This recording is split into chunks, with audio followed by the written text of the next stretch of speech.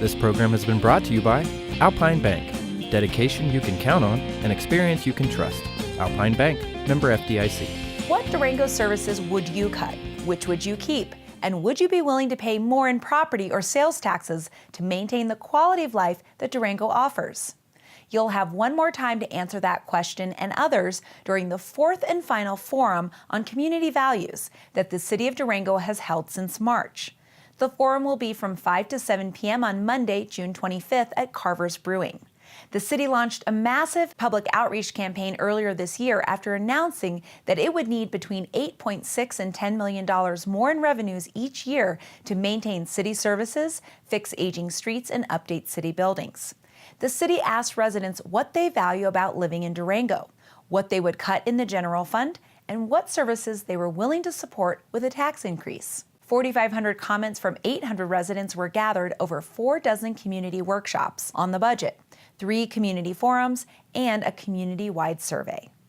And what we heard from the community was, we would like to maintain what we have.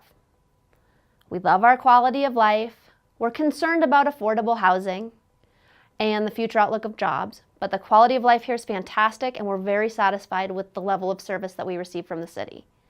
So that information was good to hear, and it gives us a lot of feedback on how to move forward. The city needs enough annual revenue to fund bonds to replace the police station at a cost of $19 million. It needs $15 million to repair and update the Carnegie Building and River City Hall, $2 million in additional revenues for road and street maintenance, and from $3 to $4 million a year to rebuild a dozen streets and install neighborhood storm drainage systems. On top of its capital needs, the city also faces a $100,000 shortfall in its operation budget by 2020, and that shortfall is expected to grow exponentially in the years following. A 1-cent sales tax increase would generate an additional $8.3 million in revenue annually. Property taxes would have to be increased by 16 mills to generate a similar amount.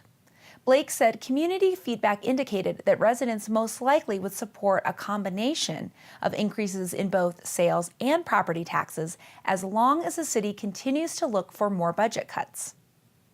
And that's where the challenge lies. We really do have a wicked problem that we're faced with in terms of our budget. And we know that because when we ask people what they'd be willing to cut, they're very similar, if not the same, programs and services as people would be willing to pay more for. It doesn't mean I'm right or I'm wrong or you're right or you're wrong. We have the reasons that we believe what we do and we prioritize the way that we prioritize things. And we have to negotiate a middle ground to continue providing these services. You can see all the comments to date and summaries of the community meetings online at durangogov.org. Search for Engage with Your City.